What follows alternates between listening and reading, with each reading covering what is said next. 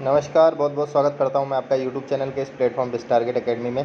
पिछली क्लास में हमने आधा ऐतिहासिक काल तक डिस्कस कर लिया था। अब हम डिस्कस करने वाले हैं ऐतिहासिक काल से।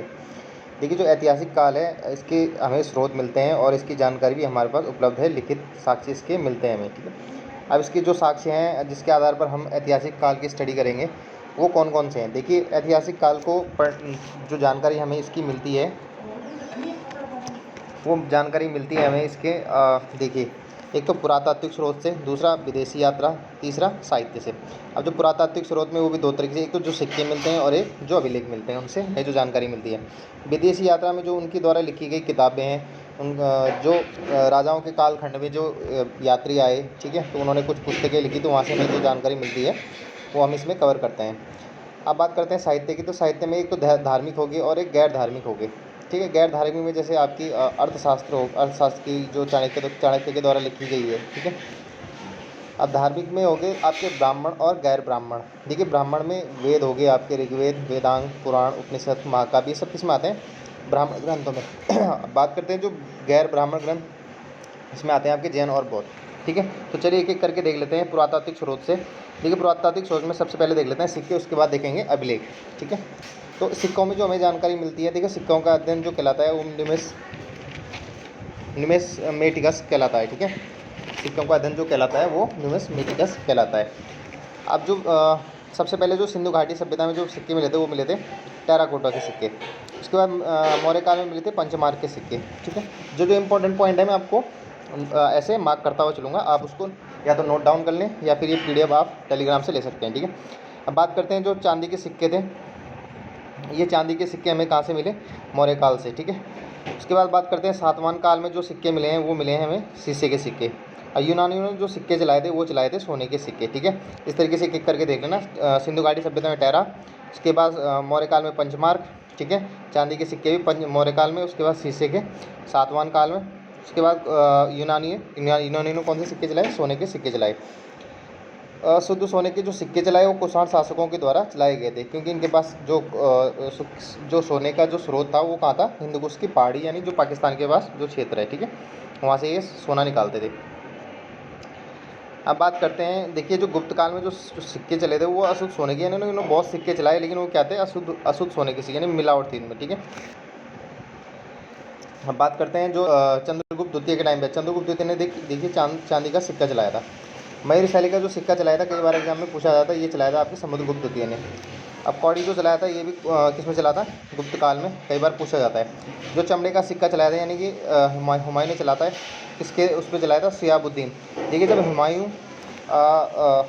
हुमायूं के शेरशाह सूरी ने हुमायूं पर अटैक करा था, तो इसको किसने बचाया था? शिहाबुद्दीन ने बचाया था, और एक दिन के लिए इसने इसको राजा घोषित किया था, और इसके कहने पर इसने चमड़े का सिक्का चलाया था। किसने?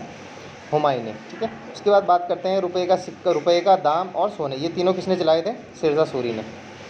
चलिए नेक्स्ट देख लेते हैं। अब अभिलेख की बात करते हैं। अभिलेख की, देखिए जो पत्थरों को खोदकर लिखना क्या कहलाता है? अभिलेख कहलाता है। और छोटे पत्थरों को पर लिखना क्या कहलाता है? शिलालेख। ऊंचे पत्थरों पर खोद लिखना, यानी कि इस तरीके से जो होता है वो स्तंभलेख हो गया। छोटे पत्थरों में खोदकर इसमें शिलालेख लिखते हैं। ठीक है, देखिए कौन कौन से अभिलेख हमें जो मिलते हैं। देखिए, अभिलेख का अध्ययन एपिग्राफी कहलाता है। अब जो प्रमुख अभिलेख हुए वो देख लेते हैं। देखिए, बोकचोई अभिलेख, इसमें हमें किसकी जानकारी मिलती है? देखिए, जो हमारे वैदिक धर्म से, देवी देवताओं से संबंधित है, उनसे जानकारी मिलती है। ये मिला है आपका तुर्की में। ठीक है, तुर्की वाले क्षेत्र में। अब बात करते हैं हाथी गुम्फा अभिलेख।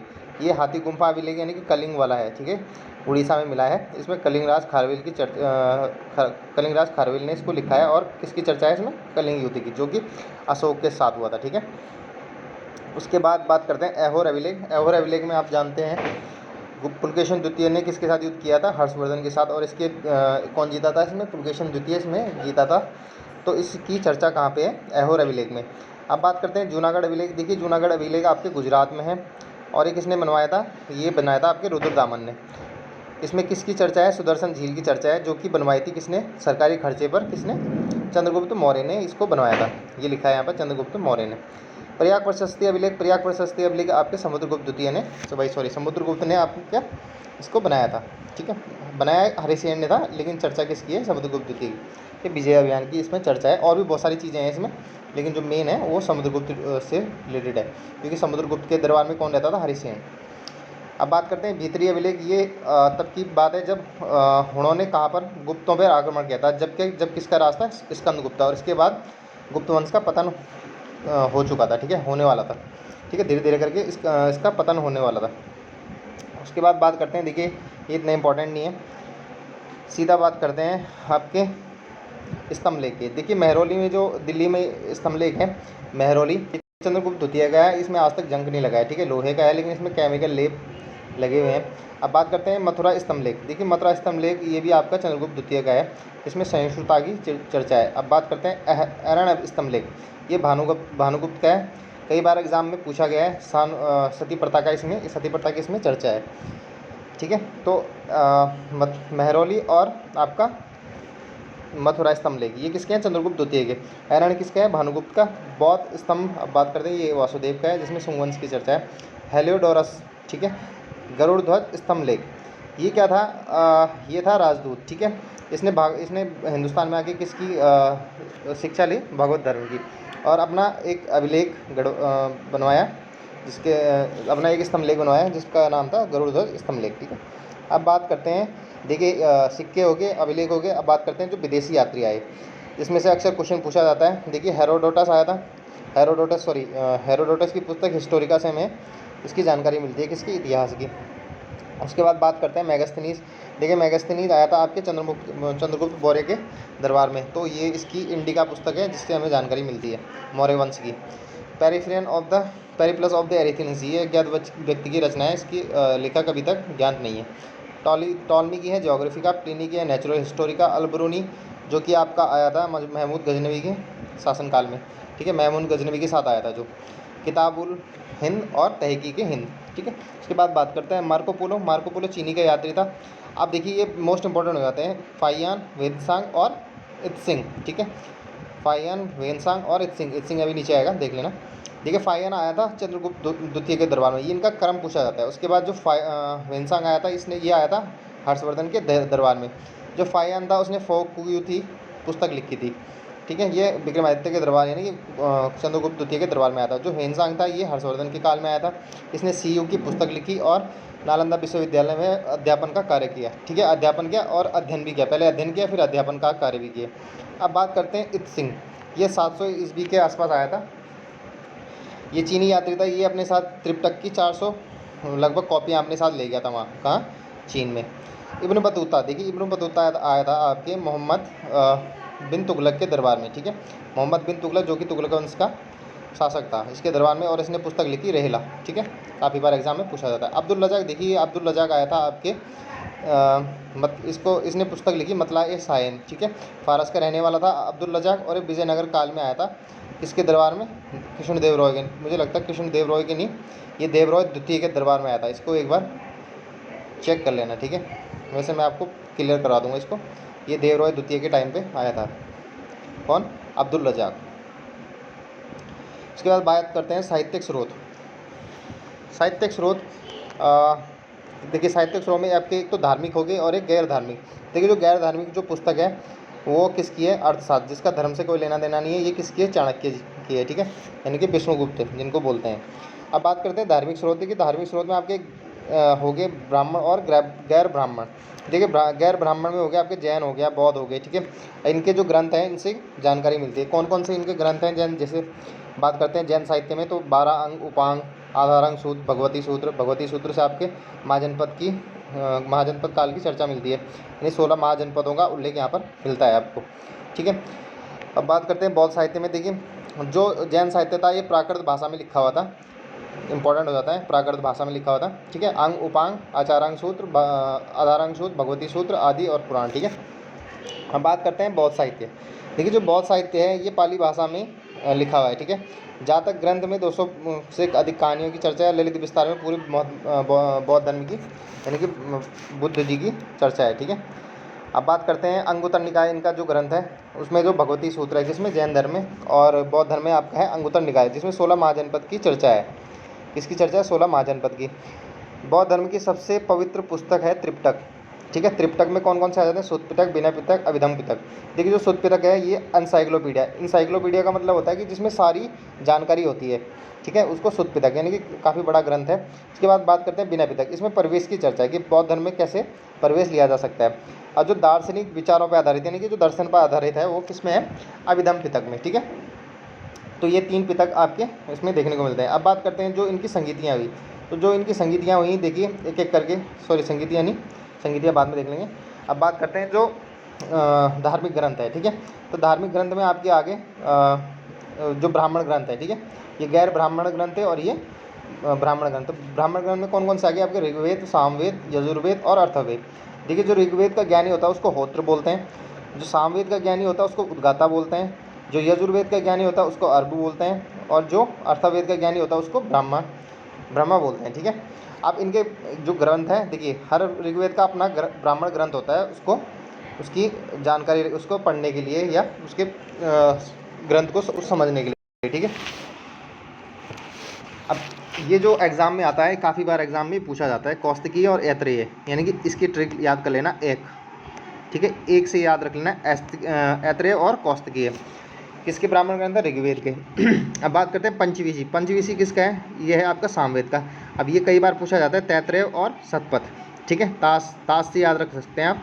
ठीक है, ताश यानी कि तैत्रेय और शतपथ किसके हैं? आपके यजुर्वेद के ब्राह्मण ग्रंथ है। ठीक है, अब बात करते हैं जो अर्थवेद का है, तो अर्थवेद का सिंपल गौपथ हो जाता है। ठीक है, अब देखिए इनके उपवेद हैं, जैसे ऋग्वेद का आयुर्वेद हो गया, सामवेद का गंधर्ववेद हो गया, यजुर्वेद का धनुर्वेद हो गया और अर्थवेद का शिल्पवेद हो गया। ठीक है, अब जो इनके ज्ञानी हैं, ठीक है, वो देख लेते हैं। ऋग्वेद के पढ़ने वालों को क्या बोलते हैं?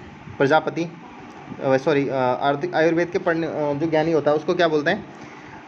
प्रजापति। गंधर्ववेद का नारद, धनुर्वेद का विश्वामित्र, शिल्पवेद का विश्वकर्मा। ठीक है, अब बात करते हैं वेदों की।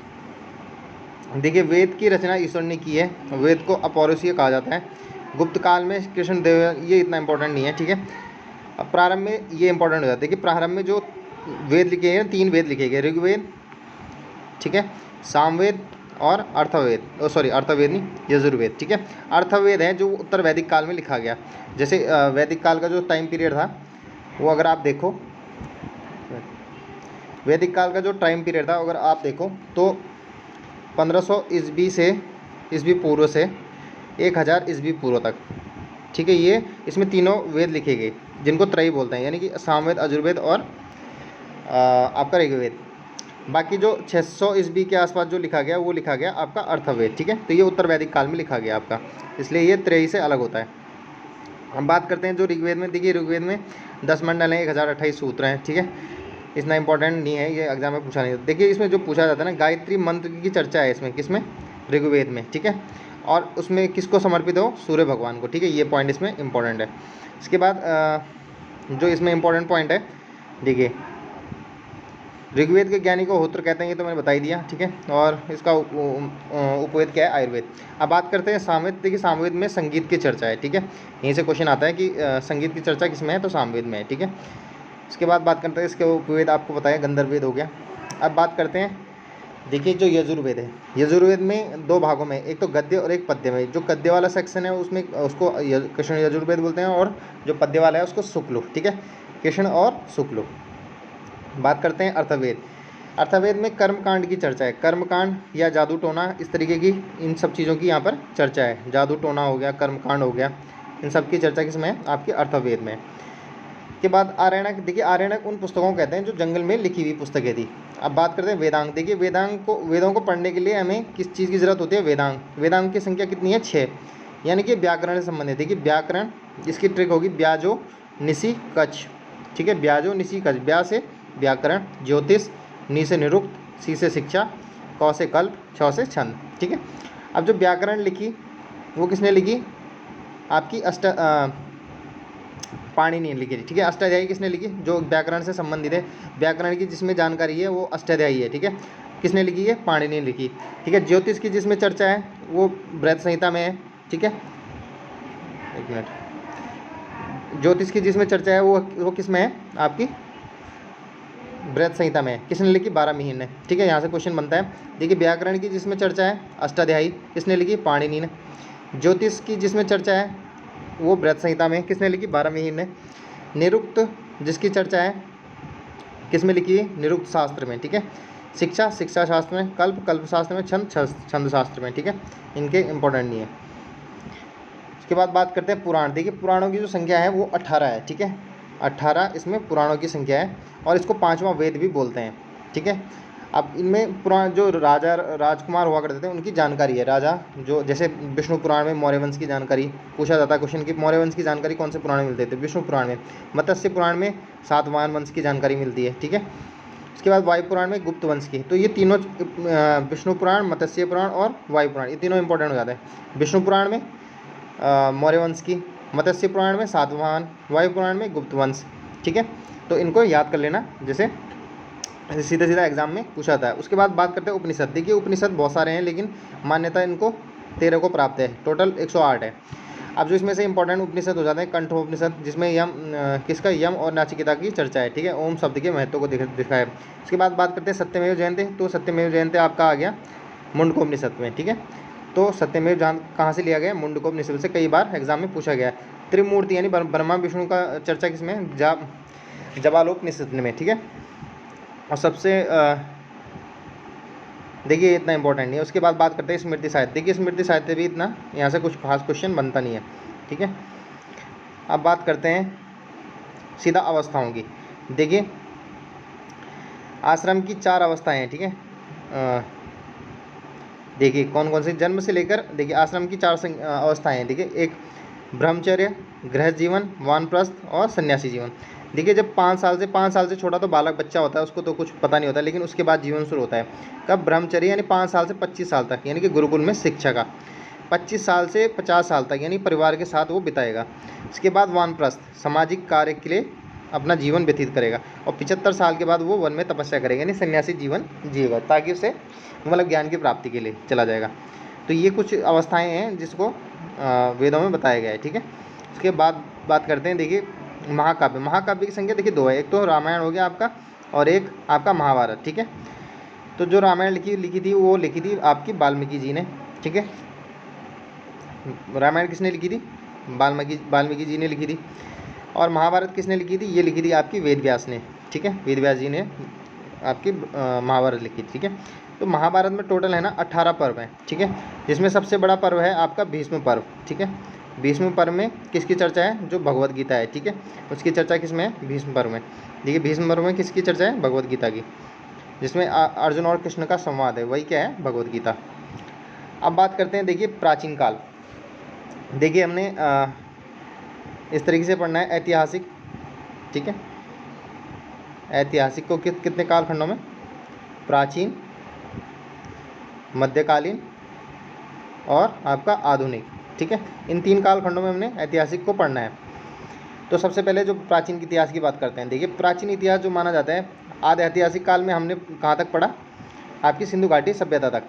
तो सिंधु घाटी सभ्यता लगभग 1700 ईस्वी 1700 BC के आसपास ये समाप्त हो चुकी थी। उसके बाद 200-250 साल क्या हुआ, कुछ इसकी कोई जानकारी उपलब्ध नहीं है। उसके बाद बात करते हैं वैदिक सभ्यता की। देखिए वैदिक काल जो आता है ना, वो आपका 1500 से लेकर 600 BC तक। ठीक है, जिसमें 1500 से लेकर 1000 BC तक ये आपका मैंने बताया था ऋग्वेदिक काल, जिसमें त्रयी की चर्चा मिलती है हमें, ऋग्वेद, सामवेद और यजुर्वेद। ये है आपका उत्तर वैदिक काल, जिसमें अर्थवेद की रचना हुई। ठीक है, वैदिक समाज के निर्माता कौन थे? आर्य थे। ठीक है, जो मध्य एशिया से आए थे। देखिए लिखा है मध्य एशिया से आए थे और सप्त सैंधव प्रदेश में आकर ये बस गए थे, यानी हरियाणा, पंजाब, ये वाला एरिया अपने भारत का। आर्यों की भाषा क्या थी? संस्कृत थी, जिनको की देवताओं की भाषा कहते थे, और आर्य अपने आप को श्रेष्ठ कहते थे। ठीक है, जो भारत के मूल निवासी थे वही आज के टाइम पे जो अगर कहा जाए तो SC ST जिनको बोलते हैं। ठीक है, अब बात करते हैं। देखिए दक्षिण भारत का जो आर्यकरण किया ना, वो अगस्त ऋषि ने किया। ठीक है, दक्षिण भारत का आर्यकरण किसने करा? अगस्त ऋषि ने। और उत्तर भारत का जो आर्यकरण किया वो राजा विदेह के गौतम राहुगढ़ ने किया। ठीक है, उत्तर भारत का किसने किया? गौतम राहुगढ़ ने। दक्षिण भारत का अगस्त ऋषि ने। अब बात करते हैं। देखिए जो इनकी जो प्रिय जो पशु होता था वो गाय थी, ठीक है, किसकी, आर्य समाज की, ठीक है। और गौ हत्या पर क्या क्या दिया जाता था, मृत्युदंड।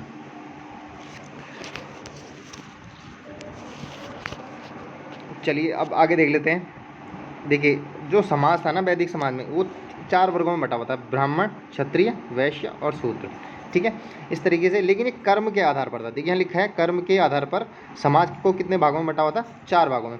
ब्राह्मण जो वेदों का ज्ञाता हो, जिसको वेदों का ज्ञान हो, उसको क्या बोलते थे, ब्राह्मण। क्षत्रिय जो अपने राज्य की रक्षा और युद्ध लड़ता था, ठीक है, उसको क्या बोलते थे, क्षत्रिय। उसके बाद वैश्य जो काम करते थे, ठीक है, काम काज करते थे, उनको क्या बोलते थे, वैश्य। और जो शूद्र होते थे उनको क्या बोलते थे, शूद्र बोलते थे, जो वहाँ पर सेवा सेवा का काम करते थे, ठीक है, सबसे निचले स्तर पर। तो इसको बाद में ये क्या हो गया, वंशानुगत हो गया था, ठीक है। तो इस आज तक ये वंशानुगत ही है। अब बात करते हैं जो वैदिक काल में जो नदियाँ थी, देखिए झेलम, ब्यास, चिनाव, सतलज। अब झेलम को बोलते थे बितस्ता, ब्यास को बोलते थे बिपाशा, ठीक है, चिनाव को बोलते थे अस्किनी, सतलज को शत्रुदी, ठीक है।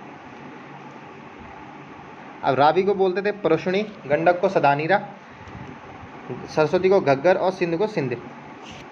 सबसे ज़्यादा जो चर्चा देखने को मिलती है वैदिक सभ्यता में, वैदिक साहित्य में, वो सिंधु घाटी, सिंधु नदी की चर्चा मिलती है। और जो देवता, बात करते हैं देवता की, तो देवता मिलते हैं आपके इंद्र, सबसे ज़्यादा जो चर्चा है इंद्र की। उसके बाद अग्नि देवता की, वरुण देवता की, सोम की, सोम को बोलते थे जंगल का देवता, वरुण वायु, अग्नि अग्नि, मारुत यानी तूफान के, और रौद्र जो गुस्से के होते हैं, ठीक है।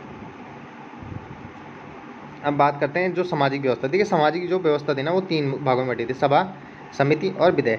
सभा निम्न जो साधारण लोग होते थे उनका समूह होता था, समिति उससे उच्च वर्ग का, और विधेय ये महत्वपूर्ण संगठन था, यानी सबसे ऊपर वाला, ठीक है। उसके बाद सबसे छोटी इकाई गांव हुआ करती थी, उसके बाद जन हुआ करती थी, ठीक है। जन के बाद देखिए पहले गांव हुआ करती थी सबसे छोटी इकाई, फिर जन हुआ करती थी। अब जब उत्तर वैदिक काल आया ना, तो यहाँ पे लोहे की खोज हुई। अब जो कृषि और अवस्थी में तेजी आई, तो धीरे धीरे करके जो ग्राम थे, ठीक है, पहले जन में कन्वर्ट हुए, फिर जन में कन्वर्ट होने के बाद जनपद में, यानी कि और बड़े होने लगे, एक ही जगह अपनी कामकाज शुरू हो गया। उसके बाद बने महाजनपद, ठीक है। तो बस नेक्स्ट उसमें हमें क्या पढ़ना है, महाजनपद, कैसे कैसे करके महाजनपद। तो जो हमें जो जानकारी मिलती है ना, वो 16 महाजनपद की जानकारी मिलती है, ठीक है, जिसमें सबसे बड़ा जनपद था मगध। तो आगे देखेंगे, पहले इसको कंप्लीट कर लेते हैं। अब देखिए ये बाकी इसमें देखिए 4 तरीके के मृदभांड मिलते हैं, धूसर, काला और लाल और मिश्रित, ठीक है। इस तरीके के 4 मृदभांड मिलते हैं, ये मैंने बता ही दिया यहाँ पर, ठीक है। 16 महाजनपद की चर्चा मिलती है, किसमें, देखिए बौद्ध धर्म के अंगुत्तर निकाय में और जैन धर्म के भगवती सूत्र में इसकी जानकारी मिलती है, किसकी, 16 महाजनपद की हमें जानकारी मिलती है। टैक्स को ये बलि कहते थे, ठीक है। और सिंधु घाटी सभ्यता देखिए, ये तो नगरीय सभ्यता थी, लेकिन जो वैदिक सभ्यता थी, ये पूछा जाता है कौन सी सभ्यता थी, ग्रामीण, ठीक है, ग्रामीण सभ्यता थी। अब इसमें ना 3 तरीके के यज्ञ होते थे, अश्वमेध, वाजपेयी और राजसेन। फटाफट देख लेते हैं। अश्वमेध जो यज्ञ होता था, वो क्या करता था, घोड़े को यज्ञ करने के बाद घोड़ा को छोड़ दिया जाता था। अब ये घोड़ा जहाँ तक जाएगा, वो वहाँ तक क्या होगा, राजा का जो क्षेत्र होगा वो उसको अपना लेगा। अगर इस टेरिटरी में कोई राजा है और उसका विरोध करता है, तो उसको युद्ध करना पड़ता था राजा के साथ, ठीक है। तो इस तरीके से क्या होता था, अश्वमेध यज्ञ। उसके बाद वाजपेयी यज्ञ, वाजपेयी यज्ञ में क्या होता था, राजा अपनी शक्ति प्रदर्शन करता था, ठीक है। उसके बाद राजसी यज्ञ, ये राज्याभिषेक के टाइम पे हुआ करता था। अब वैदिक काल में 6 दर्शन लिखे गए, ठीक है। 6 दर्शन कौन कौन से, सांख्य दर्शन लिखा आपके कपिल ने, न्याय दर्शन गौतम ने, योग दर्शन पतंजलि जिस पे बाबा रामदेव जी काम करते हैं, ठीक है। वैशेषिक दर्शन कणाद, उत्तर मीमांसा बादरायण, पूर्व मीमांसा जैमिनी, ठीक है। यहाँ से क्वेश्चन अक्सर देखने को मिलता है। और जो गौतम बुद्ध के अधिकतर उपदेश हैं, क्योंकि इन्होंने सांख्य दर्शन की शिक्षा दीक्षा ली थी, किसने, महात्मा बुद्ध ने, तो उसी की ज़्यादा उसमें वो मिलते, ठीक है। सिंधु घाटी नगरीय होगी, वैदिक ये वैदिक सभ्यता किसमें, ग्रामीण। ये मातृसत्तात्मक थी, ये पितृसत्तात्मक। यहाँ प्रमुख वस्तु बैल था, यहाँ गाय थी, ठीक है। नियोजन था, यहाँ सामाजिक नियोजन था। युद्ध से परिचित नहीं थे, क्योंकि ये कृषि और व्यापार करते थे, ठीक है। ये यहाँ युद्ध होते थे। यहाँ कांसे की खोज हुई, तो यहाँ लोहे की खोज हुई, ठीक है। कृषि प्लस व्यापार, कृषि प्लस पशुपालन, ठीक है। यहाँ शिवजी प्रमुख देवता थे और वहाँ पर इंद्र, ठीक है, वैदिक काल में। अब बात करते हैं प्रमुख धर्म में। देखिए 6वीं शताब्दी के ईस्वी के आसपास, यानी कि गुप्त काल के आसपास, ठीक है, क्या हो गए, बहुत सारे धर्म हुए, जैसे जैन धर्म, बौद्ध धर्म, आजीवक संप्रदाय, लिंगायत, कपालिक, शैव धर्म, वैष्णव धर्म, बहुत सारे धर्म हुए। 72 संप्रदायों को कम से कम विकास हुआ। कहाँ से हुआ? हिंदू धर्म से। कहाँ से हुआ? हिंदू धर्म से। ये सब कहाँ से निकले हुए? हिंदू धर्म से, ठीक है। तो बात करते हैं पहले जैन धर्म की। देखिए जो जैन धर्म है, इस धर्म के संस्थापक कौन थे? ऋषभदेव थे, ठीक है। और जैन धर्म के उसको क्या बोलते हैं? तीर्थंकर, ठीक है, तीर्थंकर बोलते हैं इनको। जैन धर्म के प्रवर्तक को क्या बोलते हैं? तीर्थकर। ऋषभदेव पहले तीर्थकर थे, ठीक है। तीर्थकर का अर्थ होता है दुख से परे संसार का रूप, ठीक है। जैन धर्म के 23वें तीर्थंकर थे पार्श्वनाथ, ठीक है। इन्हें झारखंड में जो समेत शिखर है ना, यहाँ पर ज्ञान की प्राप्ति हुई और इसी का नाम अब क्या कर दिया? पार्श्वनाथ शिखर कर दिया गया। देखिए जो पार्श्वनाथ है, इन्होंने 4 चतुरायन धर्म दिया और इसी पे एक ऐड करके जो महावीर स्वामी है उन्होंने पंचायन धर्म दिया। देखिए जो 4 धर्म दिया, झूठ न बोलना, धन का संग्रह न करना, चोरी न करना, हिंसा न करना, ठीक है। ये क्या 4 चतुरायन धर्म दिया। उसके बाद जो 24वें तीर्थंकर आए यानी कि जैन धर्म के महावीर स्वामी जी, ठीक है, महावीर स्वामी जी। तो इन्होंने क्या करा? इनको वास्तविक संस्थापक भी बोला जाता है। इनके पिता का नाम सिद्धार्थ ज्ञात्रिक कुल के थे, इनकी माता का नाम त्रिशला, ठीक है। इनका जन्म 640 ईस्वी पूर्व में वैशाली के कुंडल ग्राम में हुआ। ये इंपॉर्टेंट पॉइंट हो जाता है। कहाँ पे इनका जन्म हुआ? वैशाली के कुंडल ग्राम में। पत्नी का नाम यशोदा था इनके, बेटी का नाम प्रियदर्शनी था, इनका जो दामाद था वो जमाली था, ठीक है। अब जो इन्होंने गृह त्याग करा ना, 30 वर्ष की अल्पायु में इन्होंने गृह का त्याग करा और 12 वर्ष कठोर तपस्या करने के बाद जाम्बिक ग्राम में इनको क्या होता है? एक तो 30 वर्ष की, 12 वर्ष में कठोर तपस्या की इन्होंने 12 साल तक। और जाम्बिक ग्राम के किसमें? साल के वृक्ष के नीचे। बुद्ध को पीपल के वृक्ष के नीचे होता है, इनको साल के वृक्ष के नीचे, ठीक है, जाम्बिक ग्राम में। ऋजुपालिका नदी कौन सी है? ऋजुपालिका नदी, ठीक है। और ज्ञान प्राप्त हुआ। ज्ञान को क्या बोलते हैं? कैवल्य, ठीक है। ये सब चीज़ें ध्यान रखना। ज्ञान को बोलते हैं कैवल्य। अब बात करते हैं आगे। इन्होंने पहला उपदेश राजगीर में दिया। जो इन्होंने पहला अपना उपदेश दिया, ये दिया इन्होंने राजगीर में, जबकि अंतिम उपदेश दिया इन्होंने पावापुरी में। तो क्वेश्चन बनता है कि पहला और अंतिम उपदेश कहाँ दिया? तो राजगीर और पावापुरी में। अब बात करते हैं इन्होंने जो पंचायन धर्म दिया, यानी कि देखिए 23वें जो तीर्थंकर थे उन्होंने चतुरायन धर्म दिया और इन्होंने एक जोड़ के ब्रह्मचर्य जोड़ के इसमें इसको पंचायन कर दिया, ठीक है। झूठ नहीं बोलना, धन संग्रह नहीं करना, चोरी नहीं करना, हिंसा नहीं करना और ब्रह्मचर्य, ठीक है, विवाह नहीं करना। तो ये क्या था? इन्होंने पंचायन धर्म दिया। उसके बाद बात करते हैं महावीर स्वामी ने त्रिरत्न दिए, ठीक है। अब त्रिरत्न कौन से? KFC से याद रख सकते हो आप। नॉलेज, फेथ एंड कैरेक्टर, यानी कि सम्यक ज्ञान, सम्यक विश्वास फेथ से, और सम्यक आचरण यानी कैरेक्टर, ठीक है। तो ये त्रिरत्न इन्होंने दिया। उसके बाद देखिए जो जैन जो जैन संप्रदाय है, महावीर स्वामी थे, ये ईश्वर के अस्तित्व को नहीं मानते, ये बाधा मानते थे आत्मा को। ये कहते थे कि आत्मा को इतना ना तड़पा दो ये अगले पुनर्जन्म ना ले पाए, ठीक है। तो इनका बेसिकली क्या था? पुनर्जन्म से मुक्ति मिलना ही इनको क्या था? मोक्ष प्राप्त करना था। तो इन्होंने सर्वाधिक बल दिया अहिंसा अहिंसा पर सर्वाधिक, यानी कि अहिंसा न करना, किसी को चींटी तक को भी ना मारें, यानी किसी को भी एक अपनी वजह से किसी की हानि नहीं पहुंचनी चाहिए, ठीक है। देन देखिए जो इनके उपदेश थे किस में थे? प्राकृत भाषा में थे। और इनकी जो मृत्यु हो जाती है, ये कब होती है आपकी? पावापुरी में 468 ईस्वी पूर्व में इनकी मृत्यु हो जाती है। देखिए भद्रबाहु। और अब देखिए जो जैन धर्म था वो 2 धड़ों में बढ़ जाता है। देखिए जब अकाल पड़ता है कहाँ पर? मगध राज्य में। तो एक होता है आपका स्थूलबाहु, एक होता है आपका भद्रबाहु, ठीक है। जो भद्रबाहु है वो कर्नाटक चले जाते हैं, ठीक है, इसलिए यहाँ कर्नाटक में आ जाते हैं, ठीक है, अकाल पड़ने का। और जो ये स्थूलबाहु है ये यहीं रहते हैं, ठीक है। जो भद्रबाहु है ये पुरानी नीतियों पे चलते हैं, जो जैन धर्म का वास्तविक जो इनके रूल रेगुलेशन थे इसी पे चलते थे, यानी ये नग्न अवस्था में रहते थे। और जो स्थूलबाहु थे ये किस में रहते थे आपके? इन्होंने अपना कपड़े पहनने शुरू कर दिए, कौन से? सफ़ेद कलर के, सफ़ेद कपड़े, ठीक है। अब देखिए ये वही वाली बात है। देखिए मौर्य काल में 12 वर्षीय भीषण अकाल पड़ा था, ठीक है, जिसके बाद भद्रबाहु, और ये मैंने बता दिया आपको पूरा, ये वही डिटेल है।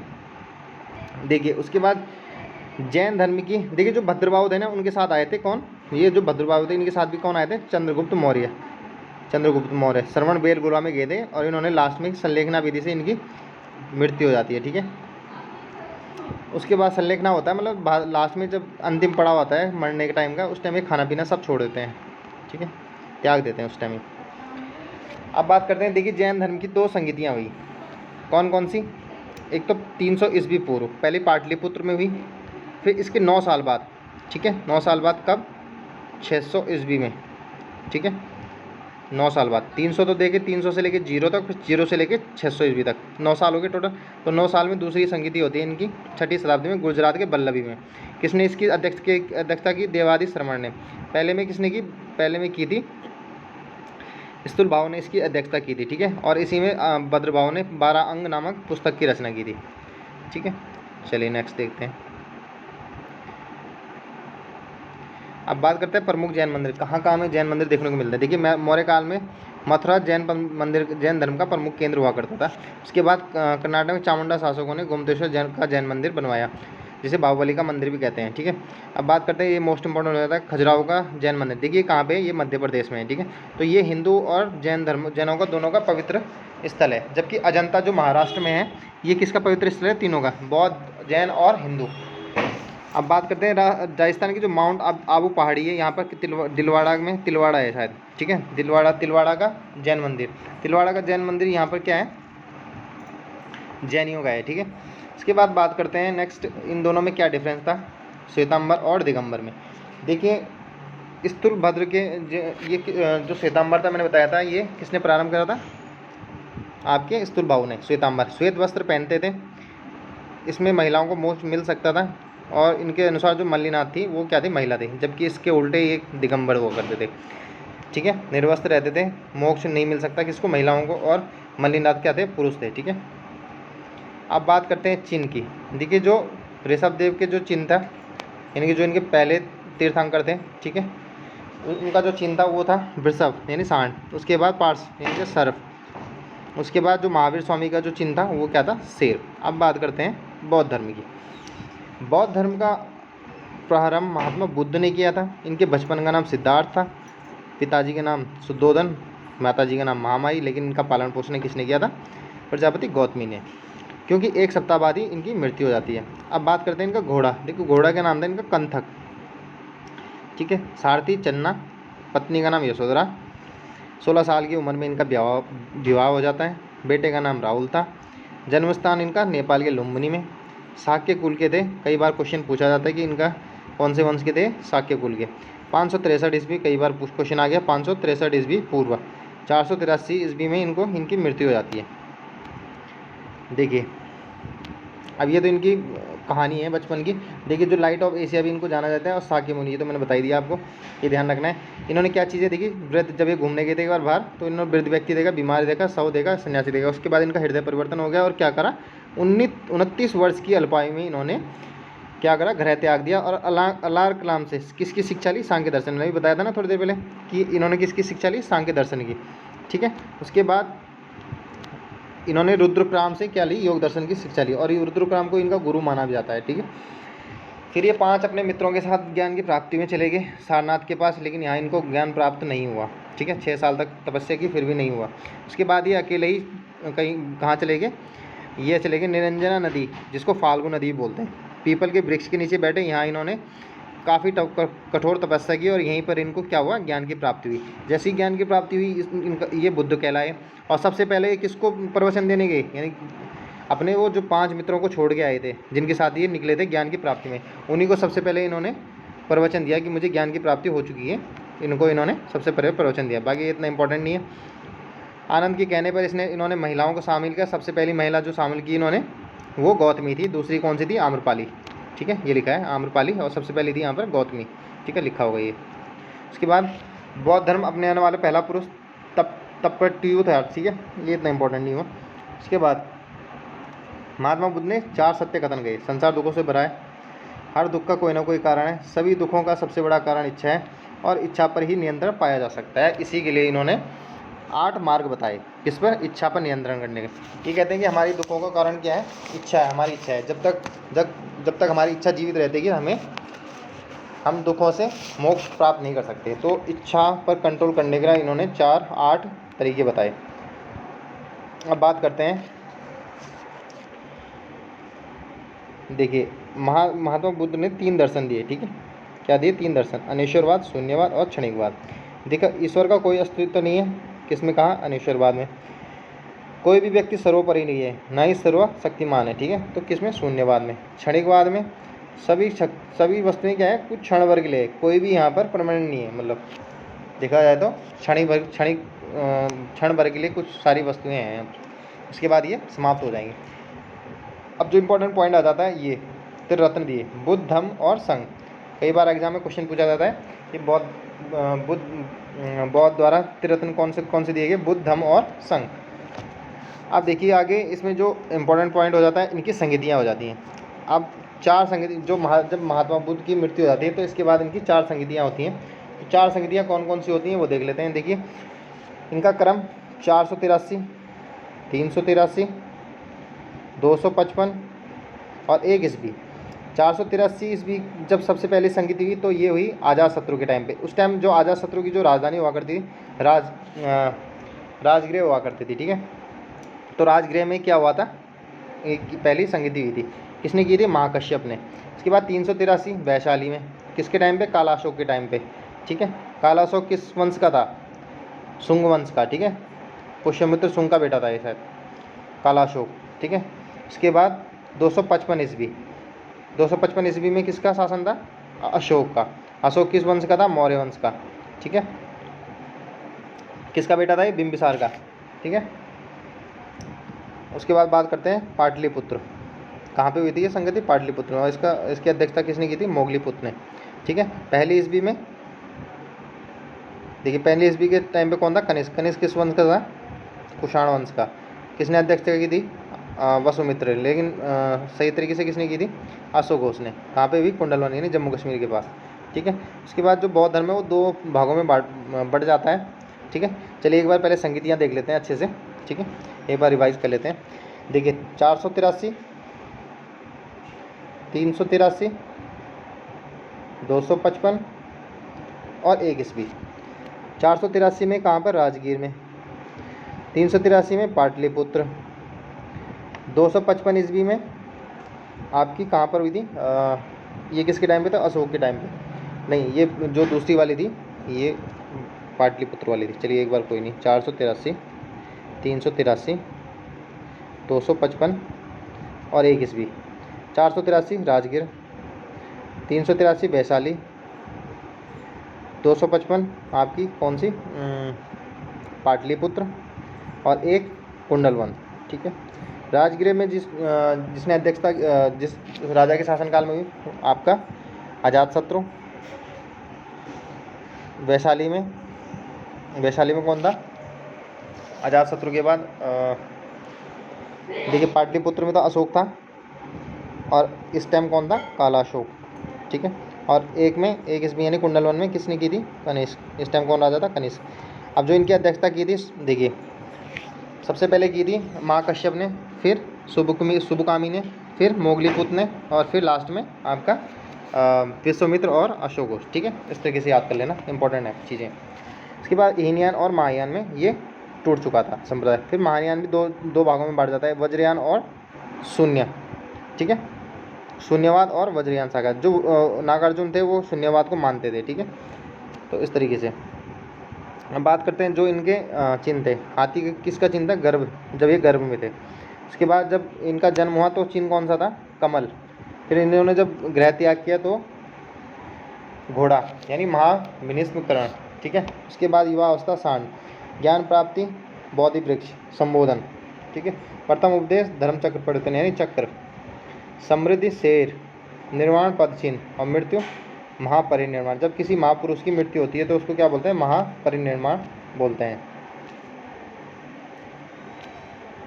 महापरिनिर्वाण बोलते हैं इसको। चलिए इसके बाद नेक्स्ट देख लेते हैं।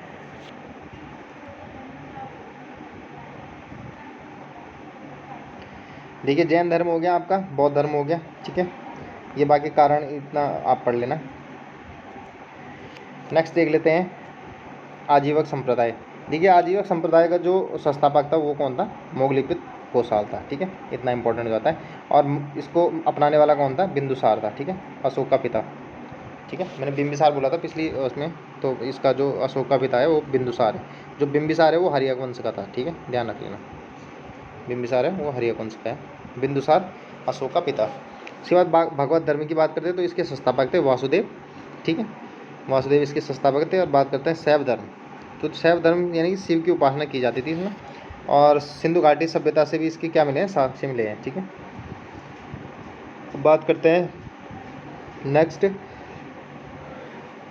जो शैव धर्म थे इनकी कई शाखाएं मिली, जैसे कपालिक हो गया, लिंगायत हो गया। देखिए अब ये लिंगायत वाले जो है ना, ये शव नहीं जलाते, तो ये अपने आप को क्या मानते हैं, हिंदू धर्म से अपने आप को अलग मानते हैं।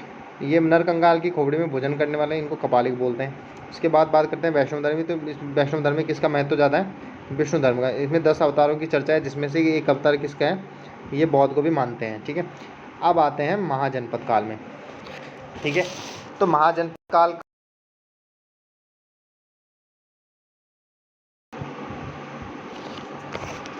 महाजनपद काल का आरंभ माना जाता है 6वीं शताब्दी से, ठीक है।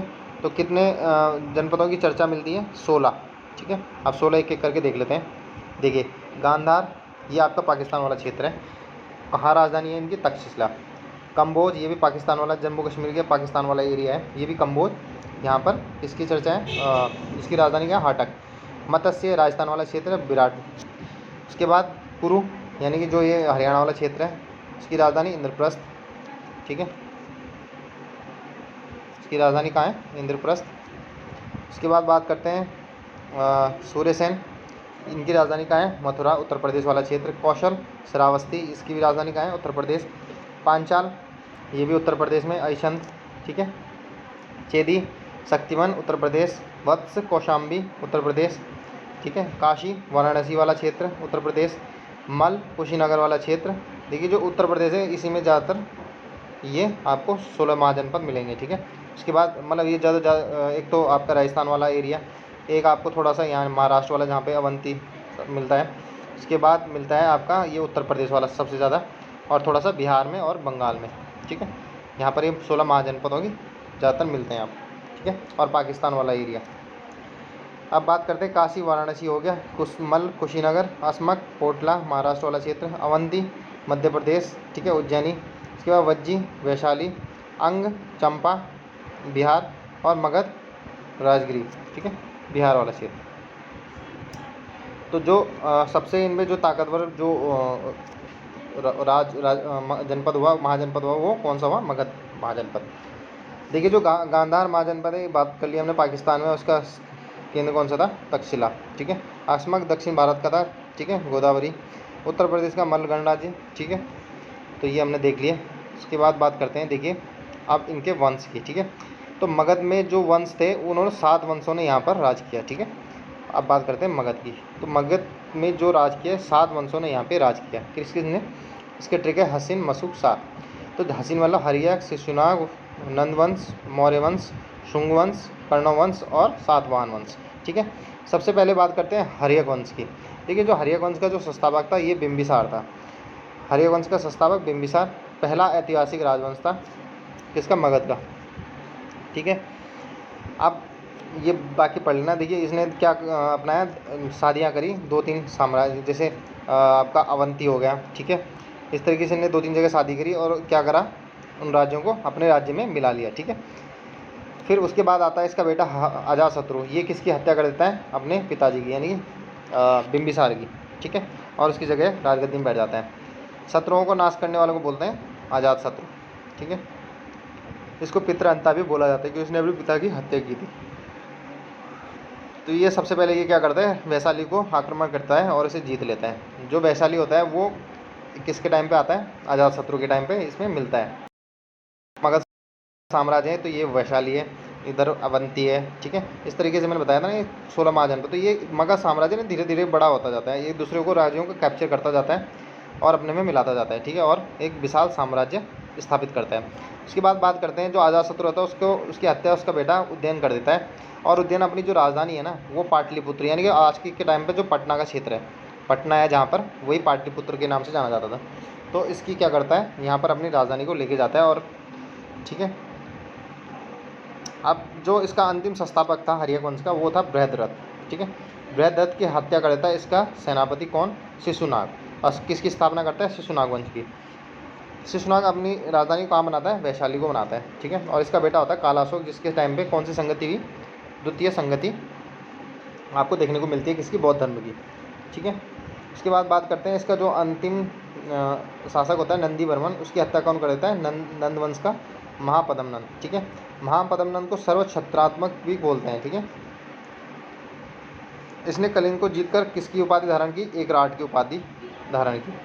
इसका अगला शासक था घनानंद, ठीक है। घनानंद के टाइम पे कौन आता है? चाणक्य। चाणक्य इसको आगाह करता है कि जो विदेशी आक्रमण हो रहे थे उनसे आगाह कराता है, ठीक है। तो जो ये पाकिस्तान वाला क्षेत्र है, इधर से किसके आक्रमण होने शुरू हुए थे?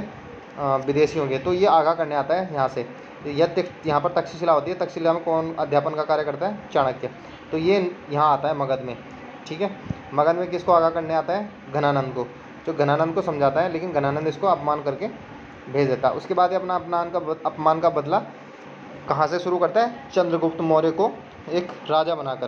तो ये चंद्रगुप्त देखिए, उसके बाद मौर्य वंश की स्थापना करता है। यानी मौर्य वंश की स्थापना से पूर्व किसके आक्रमण होते हैं? विदेशियों की। कौन कौन से? ISPK, जिसका कि चंद्रगुप्त मौर्य, जिसका कि चाणक्य किसको आगाह करने गया था? घनानंद को। तो कौन कौन से? इंडो ग्रीक, शक, पल्लव, कुषाण, ठीक है। तो ये भारत के इस वाले एरिया में क्या कर रहे थे? आक्रमण करने आए धीरे धीरे करके, ठीक है। और कुछ क्षेत्रों में इन्होंने कब्जा किया और ये बस भी गए थे। चलिए आगे देख लेते हैं।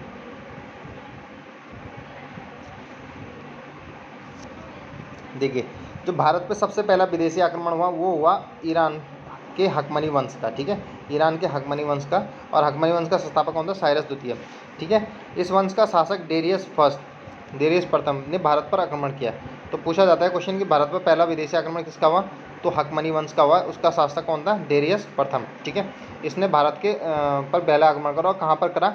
गांधार और कम्बोज, यहाँ पर आक्रमण करके और क्या करा? यहाँ पर कब्जा लिया, ठीक है। उसके बाद जब सिकंदर आता तो उसने भी फिर इनको पराजित कर देता और ये इसको हकमनी वंश का अंत कर देता। कौन? सिकंदर, ठीक है। चलिए कोई नहीं, अब बात करते हैं मकदूनिया की। तो मकदूनिया का और यूनान आक्रमण। यूनान के राजा कौन थे? फिलिप, ठीक है। फिलिप का पुत्र कौन था? सिकंदर। सिकंदर का मूल नाम क्या है? अलेक्जेंडर मैसेडोनिया। इसका जन्म कहाँ? मैसेडोनिया में 356 ईस्वी पूर्व, ठीक है। इसकी पत्नी का नाम था रुक्सोना, घोड़े का नाम था बुकेफ्राल, गुरु का नाम था अरस्तु, अरस्तु के गुरु का नाम प्लेटो, जिनको अफलातून भी बोलते हैं। यानी प्लेटो को क्या बोलते हैं? अफलातून। प्लेटो के गुरु थे सुकरात, ठीक है। जहर का प्याला देकर इनको मार दिया जाता है। उसके बाद गांधार की जो राजधानी थी वो तक्षशिला थी। वहाँ का राजा था आम्बिक। देखिए, एक तो गांधार का था और एक दूसरा, तो जब जो गांधार था तो वहाँ पर कौन आक्रमण करता है? ये सिकंदर, ठीक है। देखिए, जो गांधार वाला एरिया था और एक जो पंजाब वाला एरिया था, ठीक है। यहाँ पर जो गांधार था वहाँ पे किसका शासन था? आम्बिक राजा का, ठीक है। और जो इधर वाला क्षेत्र था वहाँ पे किसका शासन था? पोरस का, ठीक है। तो सिकंदर दोनों पे आक्रमण करता है, लेकिन आम्बिक तो पहले इसकी अधीनता स्वीकार कर लेता है। किसकी? सिकंदर की। लेकिन जो आपका ये पोरस होता है ये अधीनता स्वीकार नहीं करता, बल्कि युद्ध लड़ता है। और जब हालांकि हार जाता है, लेकिन सिकंदर इससे क्या होता है? प्रसन्न होता है, ठीक है। और इसको राज करने के लिए कुछ जगह दे देता है शासन करने के लिए। इसके बाद 326 ईस्वी पूर्व में युद्ध को झेलम या हाइडेस्पीस का युद्ध भी कहते हैं, यहीं पर लड़ा गया था, ठीक है। इस युद्ध में पोरस हार गया, किंतु पोरस की वीरता को देखकर सिकंदर ने उसको मित्र बना लिया और उसकी पत्नी ने, यानी कि सिकंदर की पत्नी ने उस पर राखी बांधी। सिकंदर हिंदू कुश पर्वत पार करके आया था। इसके बाद बात करते हैं सिकंदर की सेना किसको पार नहीं कर पाई? ब्यास नदी को। और इसने अपनी सेना को प्रेरित करा, लेकिन ये नहीं पार कर पाई, ठीक है। यानी कि भारत में आने के लिए, आक्रमण करने के लिए ये किस में आ रही थी? भारत में आ रही थी, लेकिन ये किसको पार नहीं कर पाई? ब्यास नदी को, ठीक है। अब इसका जो थल सेनापति था सेल्यूकस निकेटर, ठीक है, इसी का भेजा हुआ राजदूत था कौन? मेगास्थनीज, ठीक है। इस टाइम तक कौन यहाँ पर किसका राज शासन आ गया था यहाँ पर मगध में? ये चंद्रगुप्त मौर्य का। किसको हरा के? घनानंद को हरा के, ठीक है। तो किसका शासन आ गया था? चंद्रगुप्त मौर्य का। तो ये क्या करता है, जो सेल्यूकस निकेटर है ये वापस आता है और यहाँ पर किसका शासन होता है? चंद्रगुप्त मौर्य का। तो चंद्रगुप्त मौर्य से किसकी शादी करा देता है? अपनी लड़की की, ठीक है। अभी चलिए देख लेते हैं आगे। 323 ईस्वी पूर्व में इराक के बेबीलोन में होने का सिकंदर की मृत्यु हो जाती है। उसके बाद इसका मकबरा भी वहीं है, ठीक है, बेबीलोन में। अब बेबीलोन की बात करते हैं। इसको सिकंदर क्यों कहा जाता था? इसलिए कहा जाता है क्योंकि जितने देशों की उस टाइम जानकारी थी इसने सारे जीत लिए थे, जैसे minor, Syria, East, Iraq, Gandhara, Kamboja जो अपने पाकिस्तान वाला एरिया है, ठीक है, इधर। इसके बाद बात करते हैं मौर्य वंश। अब बात करते हैं मौर्य वंश की जो जानकारी मिलती है। देखिए जूनागढ़ अभिलेख, ठीक है, ये गुजरात में आपके, यानी रुद्रदामन का जो अभिलेख है सुदर्शन झील की, जहाँ से चर्चा मिलती है। एक सागौर अभिलेख जिसमें अकाल की चर्चा है। जिसके बाद चंद्रगुप्त मौर्य कहाँ चला जाता है? कर्नाटक में, श्रवण बेलगोला में, ठीक है, इनकी मृत्यु हो जाती है। उसके बाद जो अगर बात करते हैं, मैंने भी बताया कि किससे जानकारी मिलती है? इंडिका से। इंडिका किसने लिखी थी? मैगस्थनीज किसका राजदूत था? किसका राजदूत था? ये सेल्यूकस निकेटर का, ठीक है। साहित्यिक स्रोत की बात करते हैं तो अर्थशास्त्र हो गया, राजतरंगिणी हो गया, मुद्रा राक्षस हो गया, जैन धर्म, बौद्ध धर्म, यहाँ सबसे भी मौर्य की जानकारी मिलती है। अब चलिए बात करते हैं इसका संस्थापक। इसके संस्थापक कौन थे? चंद्रगुप्त मौर्य। इनकी माता का नाम मौर्य, इतना इंपॉर्टेंट नहीं होता। विशाखा दत्त की पुस्तक मुद्रा राक्षस में नंद वंश के पतन तथा मौर्य वंश के उदय की चर्चा मिलती है, और ये क्वेश्चन कई बार एग्जाम में पूछा गया है, ठीक है। मुद्रा राक्षस से किसकी जानकारी मिलती है? नंद वंश के पतन और मौर्य वंश के उदय की। अब इनसे इसके अनुसार चाणक्य के सहयोग से मौर्य वंश का शासक कौन बनता है? घनानंद का अंत करके कौन बनता है? चंद्रगुप्त मौर्य। और किसकी पुत्री से? घनानंद की पुत्री दुर्धरा से शादी करता है। बाद में किसकी पुत्री से शादी करता है? एक और, सेल्यूकस निकेटर की पुत्री से, ठीक है, आगे आएगा भी देख लेंगे। देखिए चंद्रगुप्त मौर्य मगध का शासक बनता है। यूनानी आक्रमण सेल्यूकस निकेटर ने आक्रमण कर दिया था, किंतु उसे पराजित किया। किसने? चंद्रगुप्त मौर्य ने। बताया था ना, जब ये व्यास नदी को पार नहीं कर पाए, लेकिन फिर भी क्या ये सेल्यूकस निकेटर वापस आता है, इसमें आक्रमण करता है, लेकिन ये इसको हरा देता है चंद्रगुप्त मौर्य। और उसके बाद ये अपनी बेटी की शादी कर देता है। किससे? देखिए कार्नोलिया से इसकी शादी करा देता है। और उसके बाद कुछ क्षेत्र इसको दहेज में दे देता है, ठीक है, दहेज में जेड्रोसिया, पेरिसपेमिया, ठीक है, गांधार, मकराना, हेरात, ये सब क्षेत्र देता है। और इसको सेल्यूकस निकेटर को 500 हाथी देता है। कौन? चंद्रगुप्त मौर्य, ठीक है। देन बात करते हैं जो मैगस्थनीज की पुस्तक इंडिका से मौर्य वंश की जानकारी मिलती है, ठीक है, बहुत सारी चीज़ें मिलती हैं। अब बात करते हैं जो बंगाल अभियान में जिसकी जानकारी में, अब ये इतना इंपॉर्टेंट नहीं है, ठीक है। गोरखपुर में जो सागौर अभिलेख है, इससे अकाल की चर्चा मिलती है हमें, ठीक है। नेक्स्ट देख लेते हैं। देखिए बताया था ना मैंने कि 298 BC के आसपास ये संलेखना विधि से क्या होता है? इनकी मृत्यु हो जाती है। कहाँ चले जाते हैं? कर्नाटक के आसपास वाला क्षेत्र, ठीक है, यहाँ पर। किसके साथ? भद्रबाहु के साथ, जब अकाल पड़ा था। और अकाल की जानकारी किसके अभिलेख से मिलती है? ये सागौर अभिलेख से। नेक्स्ट देख लेते हैं जो इसका दूसरा अभिलेख है, ये रुद्रदामन का जूनागढ़ अभिलेख, जो कि गुजरात में है। यहाँ पर सुदर्शन झील की चर्चा है, ठीक है। और जो सुदर्शन झील की चर्चा है, रुद्रदामन ने लिखा है कि ये बनवाई थी किसने? चंद्रगुप्त मौर्य ने, अपने सरकारी खर्चे पर, ठीक है। चलिए नेक्स्ट देख लेते हैं। अब जो चलिए नेक्स्ट, इसलिए इतना इंपॉर्टेंट नहीं है।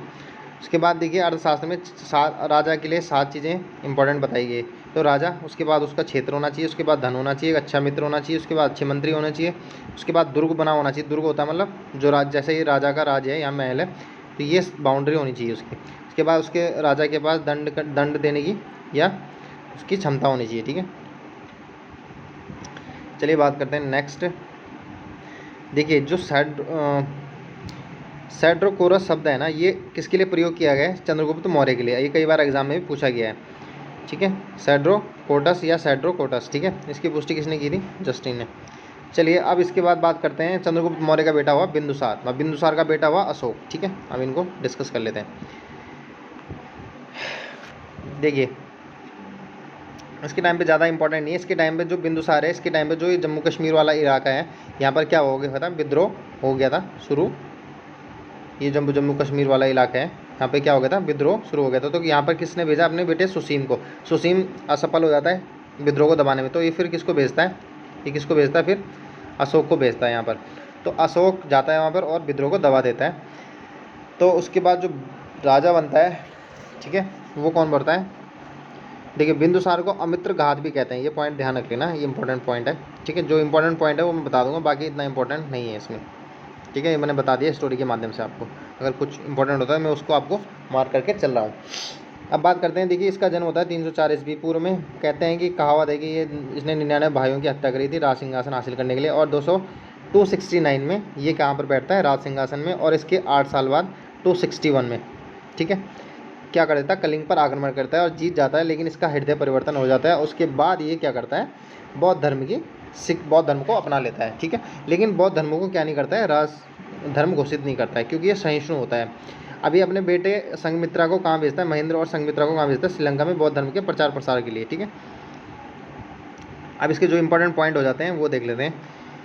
देखिए इसने पूछा जाता है कि आजीविक संप्रदाय को किसने 4 पहाड़ियाँ दी थी, सुदामा, कर्ण, चोपड़ा और विश्व।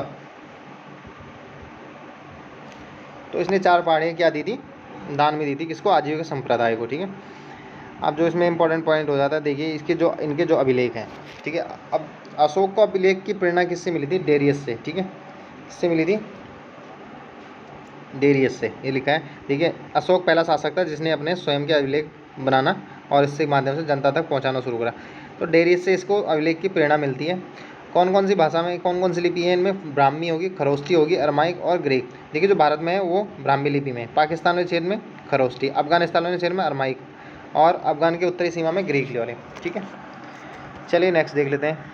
अब इनके जो अभिलेख हैं, देखिए जो ज़्यादातर अभिलेख हैं ना इनके, उनमें इनका नाम मिलता है प्रियदर्शी अशोक के, लेकिन जो गुर्जरा और कर्नाटक और नैतूर, ठीक है, नेदर बोलते हैं नैतूर, ठीक है, उदय गोलान, इन अभिलेखों में अशोक का नाम स्पष्ट लिखा हुआ है। क्या लिखा हुआ है, अशोक। लेकिन सम्राट अशोक किस में लिखा हुआ है, सम्राट अशोक भब्रू अभिलेख में, जो कि राजस्थान में।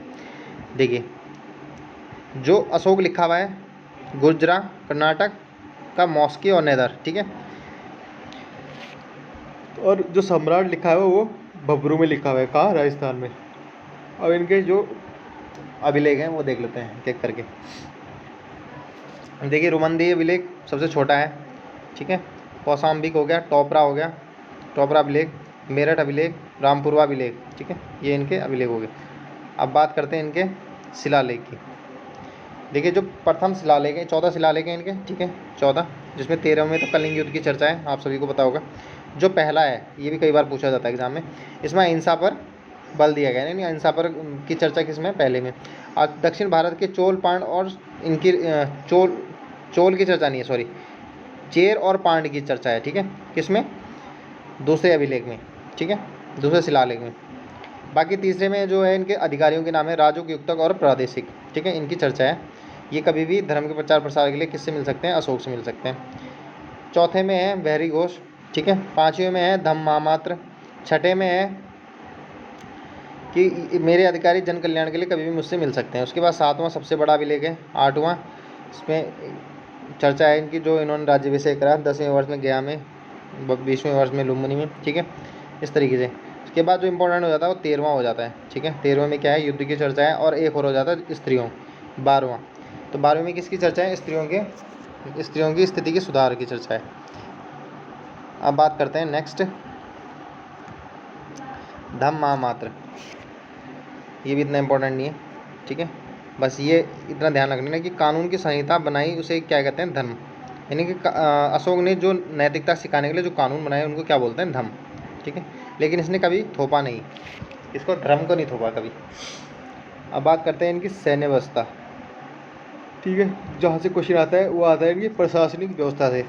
कहाँ, किसकी, मौर्य काल की। देखिए जो सीताध्यक्ष होता था ना, इसको बोलते थे कृषि विभाग का अध्यक्ष, अकाराध्यक्ष खनन विभाग का अध्यक्ष, लक्ष्मणाध्यक्ष मुद्रा विभाग का अध्यक्ष, राक्षिन पुलिस विभाग का अध्यक्ष, धर्मस्थली को बोलते हैं न्यायालय।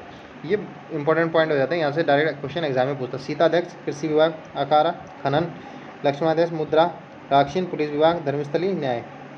धर्मस्थली क्या बोलते हैं, न्याय। इसके बाद जो इसमें इंपॉर्टेंट हो जाता है वो हो जाता है आंतरिक। देखिए आंतरिक हो जाता है जंगल का अधिकारी। ठीक है, समाहर्ता बोलते हैं टैक्स वाले को, सन्निधाता कोषाध्यक्ष। ठीक है, ये तीनों इंपॉर्टेंट होते हैं, बाकी के छोड़ देना। जंगल का अधिकारी, आंतरिक, समाहर्ता, टैक्स, सन्निधाता, कोषाध्यक्ष। अब बात करते हैं इसे, देखिए जिनके भवन बना होते भवन बने होते थे वो लकड़ी के बने होते थे। अशोक ने यूपी के सारनाथ में अशोक स्तंभ बनवाया, ठीक है। सांची का स्तूप कहाँ पे? मध्य प्रदेश में। अशोक का सांची का स्तूप मध्य प्रदेश में है, ठीक है। और सारनाथ स्तंभ कहाँ है? यूपी में है, जिसमें 4 पत्थरों के शेरों का एक ही जगह में रखा हुआ है, ठीक है। इस तरीके जो किसका सूचक है? जो 4 शेर हैं इस तरह बने हुए हैं, ठीक है। इस तरह से बने हुए हैं चार शेर एक इसके पीछे है, तो ये किसका सूचक है? अहिंसा का सूचक है। अब बाकी ये इतना इम्पोर्टेंट नहीं है, ठीक है। इनके टाइम पे जो ये प्रांत हुआ करते थे, प्रांत मतलब जैसे ये इनके टाइम पे ये जैसे भारत देश है, ठीक है। और ये पूरा इनका जैसे पूरा शासन था अशोक के टाइम पे ये, तो ये प्रांतों में बटे हुए थे, ठीक है, ऐसे करके। तो ये कौन कौन से थे? देखिए, उत्तरापथ, दक्षिणापथ, अवंती, प्राची और कलिंग, ये 5। कलिंग को कब जीता था इन्होंने? 261, ठीक है। चलिए नेक्स्ट देख लेते हैं। अब इनके पतन के कारण ये ज़्यादा इम्पोर्टेंट है। उसके बाद बात करते हैं शुंग वंश। देखिए जो मौर्य काल का जो अंतिम राजा था, ठीक है, ये था बृहद्रथ। कौन था? बृहद्रथ। बृहद्रथ की हत्या किसने की थी? शुंग ने। और किसकी स्थापना कर दी? शुंग वंश की, ठीक है। चलिए अब देख लेते हैं शुंग वंश। देखिए शुंग वंश जो शुंग था, ठीक है, यानी कि ये गैर क्षत्रिय था, ठीक है, नहीं, ठीक है, ब्राह्मण था। ये क्या था? ब्राह्मण था। तो शुंग वंश का संस्थापक कौन था? पुष्यमित्र शुंग। इसने किसकी हत्या की थी? बृहद्रथ की हत्या की थी, ठीक है।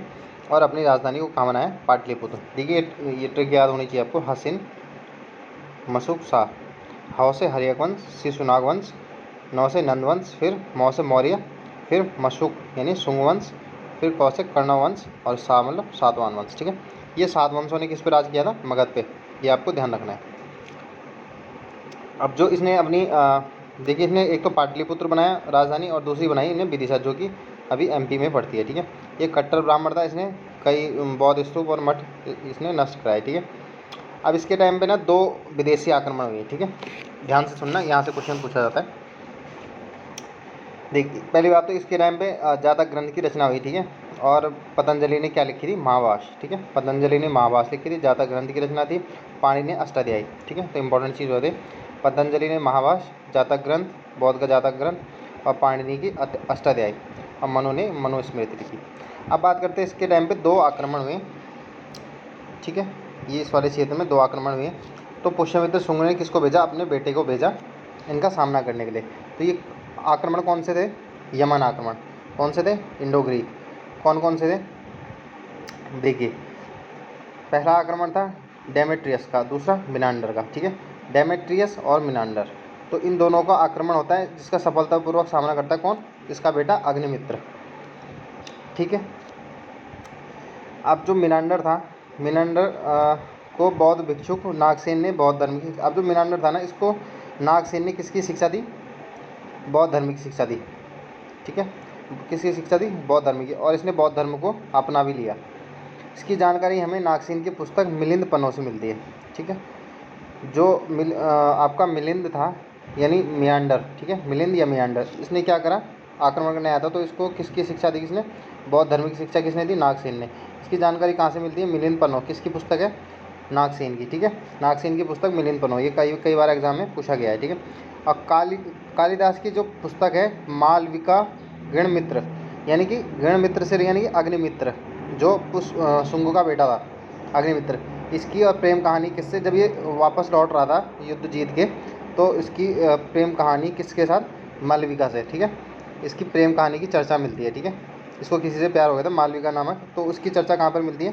कालिदास की मालविका गणमित्र से इसकी चर्चा मिलती है।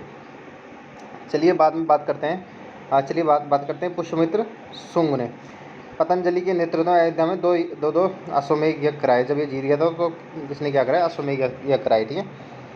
खैर चलिए, कलिंग जो नरेश खारवेल था, इसने किसको कराया था? पुष्यमित्र शुंग को। इस वंश के शासक भागवत के दरबार में यमन विदेशी राजदूत, देखिए किसके शासनकाल में? इसी के साथ में हेलियोडोटस। तो जो हेलियोडोटस है ना, ये क्या था? राजदूत था। ये आया था, ठीक है। तो इसने किस धर्म की वो करी, भागवत धर्म की, ठीक है, यानी कि भागवत धर्म की। और कौन सा अभिलेख बनवाया, गरुड़ ध्वज अभिलेख। ये हमने वहाँ पे भी चर्चा की थी जब हमने अभिलेख पढ़े, ठीक है। इसके बाद बात करते हैं, इसमें अब खास कोई इंपॉर्टेंट नहीं है, बात करते हैं कर्णवंश। देखिए कर्णवंश का इतना याद रखना बस, इसका संस्थापक कौन था, वासुदेव। इसके बाद बात करते हैं सातवाहन वंश, ठीक है। अब जो इस वंश के जो संस्थापक थे वो कौन थे, सातवाहन वंश के इंपॉर्टेंट हो जाता सिमुक। लेकिन जो इनका जो पहला क्षेत्र था ये कौन सा था, महाराष्ट्र वाला क्षेत्र, यानी कि ये जो एरिया है महाराष्ट्र वाला, ठीक है, ये वाला क्षेत्र इनका हुआ करता था। लेकिन बाद में महाराष्ट्र छोड़ने पर विवश हो गए, ठीक है, क्योंकि यहाँ पर किसके आक्रमण हो रहे थे, शक वंश के, ठीक है। अभी हमें ये सब पढ़ना है, ये भी हम पढ़ने वाले हैं, कौन कौन से, इंडो ग्रीक, शक, पल्लव, कुषाण, ठीक है, ये भी हम अभी पढ़ेंगे। तो जो शक थे इन पर बार बार अटैक कर रहे थे, तो इनको यहाँ से छोड़ने पर इन्होंने मजबूर कर दिया। देखिए उसके बाद बात करते हैं इनकी जो राजधानी थी ना, ये थी प्रतिष्ठान। कई बार एग्जाम में पूछा गया है कि सातवाहन वंश की राजधानी कहाँ थी, प्रतिष्ठान। इसका जो सबसे योग्य शासक था वो हुआ हॉल, ठीक है। अब इसका जो अगला शासक था जीपीएस, यानी गौतम पुत्र सातकर्णी। देखिए जीपीएस, गौतम पुत्र सातकर्णी। अब गौतम पुत्र सातकर्णी के साथ किसका युद्ध में देखने को मिलता है, शक शासक नहपान का, ठीक है। इसका युद्ध किसके साथ देखने को मिलता है, नहपान का, ठीक है, नहपान का युद्ध देखने में। तो जीपीएस इसको हरा देता है। अब इसका जो पुत्र होता है वशिष्ठ पुत्र पुलुमामी, ठीक है, बीपीबी, ठीक है। इसका युद्ध मिलता है रुद्रदामन से। ये भी किसका शासक होता है, शक का। इस बार रुद्र इसको हरा देता है, ठीक है। बाद में इनके बीच में वैवाहिक संबंध हो जाते हैं, ठीक है। और इनके उसके बाद इस वंश का अंतिम शासक था सातकर्णी, ठीक है। अब जो इनके टाइम पे जो ब्राह्मणों को सबसे पहले भूदान देना शुरू किया, तो ये जो व्यवस्था थी ना, इसको बोलते थे सामंती व्यवस्था, ठीक है। वेतन के बदले जो भूमि दी जाती थी उसको क्या बोलते थे, सामंती व्यवस्था। विजयनगर काल में यही नायंगर व्यवस्था हुआ करती थी, ठीक है। और जब आगे पढ़ेंगे इल्तुतमिश के टाइम पे उसी को क्या बोलते थे, भूमि के बदले अगर वेतन के बदले भूमि देना, तो इक्ता व्यवस्था। किसके टाइम पे, इल्तुतमिश। विजयनगर काल में नायंगर व्यवस्था, और सातवाहन काल में इसी को क्या बोलते थे, सामंती व्यवस्था, ठीक है। ये चीज़ें याद रखनी। जो सातवाहन वंश था ये पहली बात तो क्या था, मात्र सत्तात्मक था, ठीक। इसके टाइम पे शीशे के सिक्के चला करते थे, ये हमने वहाँ पे भी डिस्कस करा, कहाँ पे, जब हम सिक्के पढ़ रहे थे। तो एक एक करके वही चीज़ें सब सामने आती हैं। अब बात करते हैं मौर्योत्तर काल, ठीक है। मौर्य काल के पतन के बाद छोटे छोटे टुकड़ों में कौन बट गया था, सारे साम्राज्य बट गए थे। उसके बाद विदेशी आक्रमणों को भारत की एक अवसर मिला, ठीक है। तो इसके बाद कौन कौन से अटैक होते हैं, इंडो ग्रीक, शक, पल्लव, कुषाण। इंडो ग्रीक हम ऑलरेडी देख चुके हैं, जिसमें मियांडर और डेमेट्रियस का आक्रमण मिलता है। शक हमें पता ही लग गया, रुद्रदामन, नहपान, ये सब, ठीक है। पल्लव, उसके बाद कुषाण में जैसे कनिष्क हो गया, ठीक है, कुडुलकुश, फिसस हो गए, ठीक है। ये हम उसमें डिस्कस करेंगे। चलिए पहले इंडो ग्रीक डिस्कस कर लेते हैं। देखिए जो इंडो ग्रीक थे ये कहाँ थे, हिंदुकुश पर्वत के समीप बैक्टीरिया, यहाँ पर इनका शासक हुआ था। बैक्टीरियन शासक भी कहते थे इनको। ये 2 चरणों में ये भारत में आए। पहले प्रथम चरण में डेमेट्रियस ने पंजाब के सामक यहाँ की स्थापना की थी, इसकी डेमेट्रियस वन थी। उसके बाद देखिए जो डेमेट्रियस ने शुंग राजा पुष्यमित्र शुंग पर आक्रमण किया था, जो हमने पहले बताया। इसने अपने बेटे को भेजा था, अग्निमित्र को, ठीक है। उसके बाद अगला शासक मिनांडर बना। इसने भी शुंग राजा पुष्यमित्र में आक्रमण किया, ठीक है। तो डेमेट्रियस और मिनांडर ने कहाँ पर आक्रमण करा, पुष्यमित्र शुंग में। किसको भेजा, अग्निमित्र को। किसका बेटा था, पुष्यमित्र शुंग का। अब बात करते हैं, देखिए जो बौद्ध भिक्षुक नागसेन ने किसको शिक्षा दी थी, मिनांडर को, ठीक है। मिनांडर को किसकी शिक्षा दी थी, बौद्ध धर्म की। तो ये पहला विदेशी था जिसने बौद्ध धर्म अपनाया था। किसने शिक्षा दी थी इसको, नागसेन ने। इसकी पुस्तक किससे इसकी जानकारी मिलती है, मिलिंद पन्नों से, ठीक है, लिखा है। उसके बाद द्वितीय आक्रमण। तो द्वितीय आक्रमण था ये, देखिए इसमें यूक्रेटाइडस ने तक्षशिला में यूक्रेटाइडस वंश की स्थापना की। इस वंश के शासक आंतियाल ने अपना राजदूत, देखिए यूक्रेटाइडस वंश का शासक था आंतियाल, और आंतियाल का राजदूत था हेलियोडोटस। अब जो हेलियोडोटस को शुंग राजा भागवत धर्म के दरबार में संबंध स्थापित करने के लिए भेजा था, ठीक है। तो हेलियोडोटस को किसने विष्णु धर्म यानी वैष्णव धर्म की शिक्षा दी, देखिए हेरोडोटस भगवत धर्म से प्रभावित होकर इस धर्म को अपना लिया और इस धर्म के सम्मान में विदिशा एक गरुड़ ध्वज अपना अभिलेख बनवाया। तो ये पहला जो अभिलेख है वो किसी विदेशी के राजदूत का है जिसने कि अपना अभिलेख बनवाया। ठीक है, अब बात करते हैं, देखिए जो यमन थे ये भारत में आकर बसे थे, इन्हीं को इंडो ग्रीक कहते हैं। और काली मिर्च इनको बहुत प्रिय थी, इसी को क्या बोलते हैं, यमन प्रिय। काली मिर्च को क्या बोलते हैं, यमन प्रिय। ठीक है, और इन्होंने सबसे पहले किसके सिक्के चलाए थे, गोल्डन के यानी सोने के, वो भी कैसे थे, चित्रित। ये निपुण थे किसमें, खगोल, ज्योतिष, गणित और इसमें सब में निपुण थे। इसके बाद बात करते हैं शाक वंश। देखिए बाकी इतना इम्पोर्टेंट नहीं है, ठीक है, इसको छोड़ देना।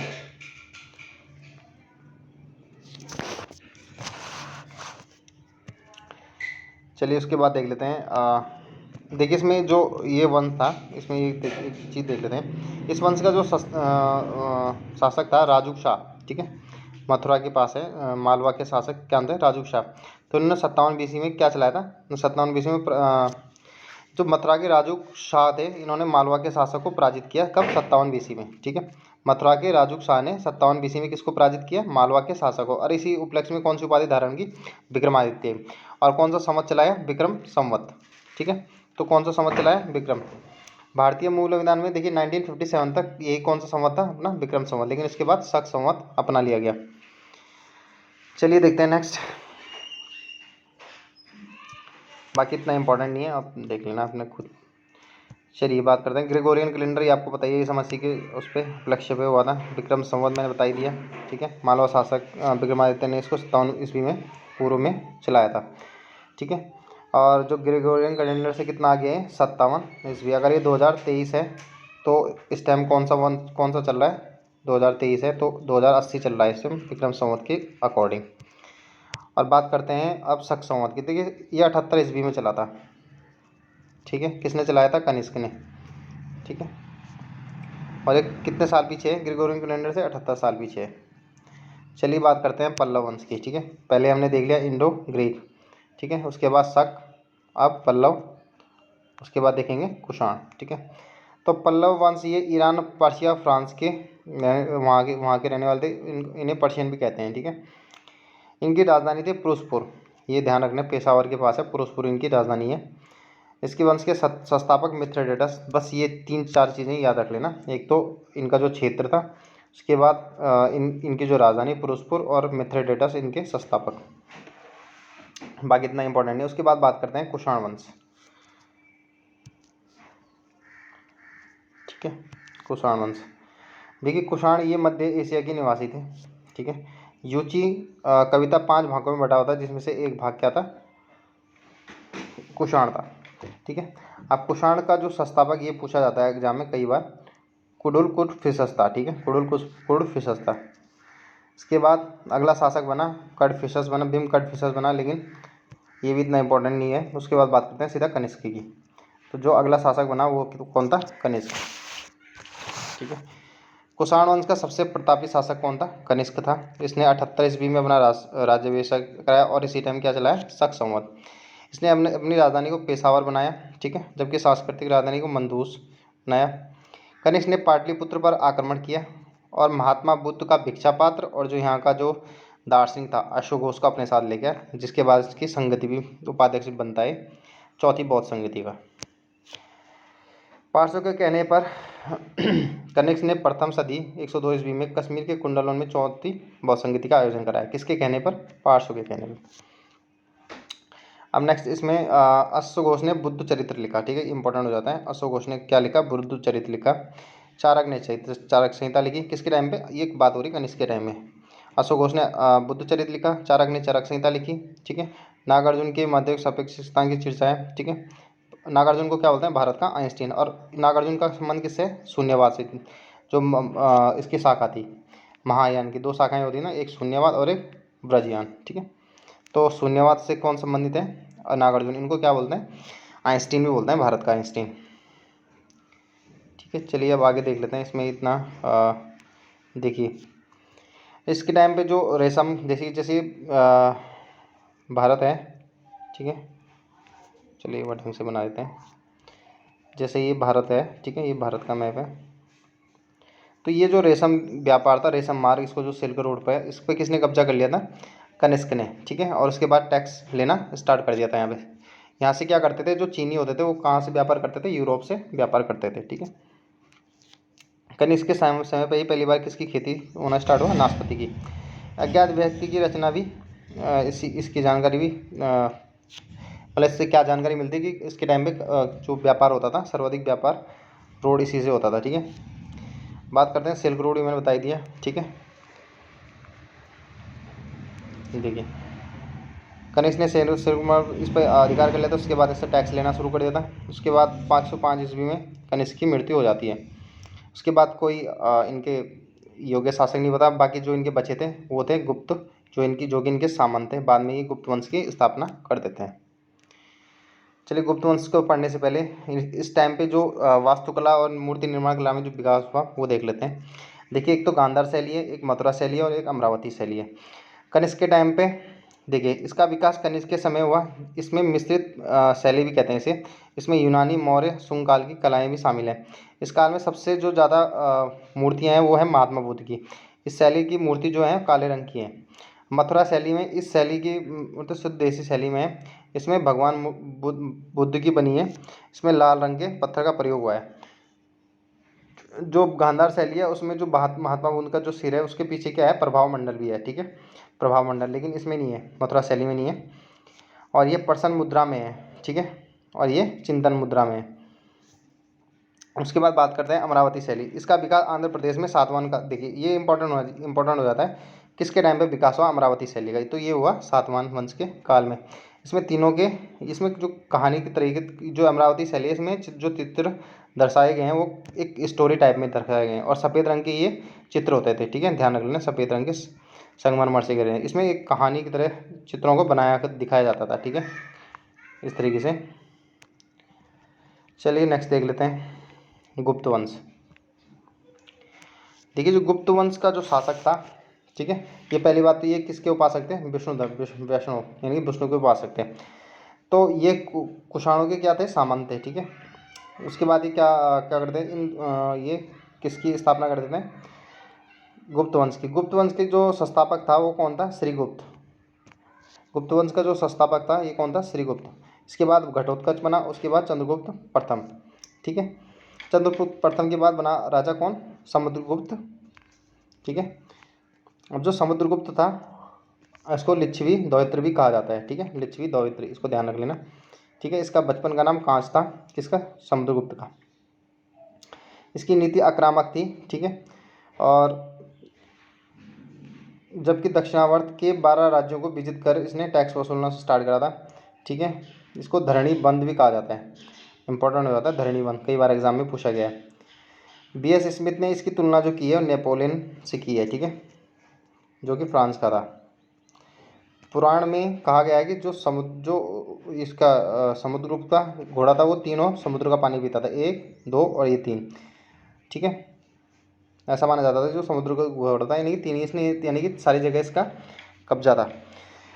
अब बात करते हैं श्रीलंका के पास बौद्ध गया में मंदिर बनवाने के लिए अपना एक समुद्रगुप्त के राज दरबार में भेजा, ठीक है। श्रीलंका के शासक ने क्या भेजा? समुद्रगुप्त के दरबार में बौद्ध मंदिर बनवाने के लिए अपना एक राजदूत भेजा।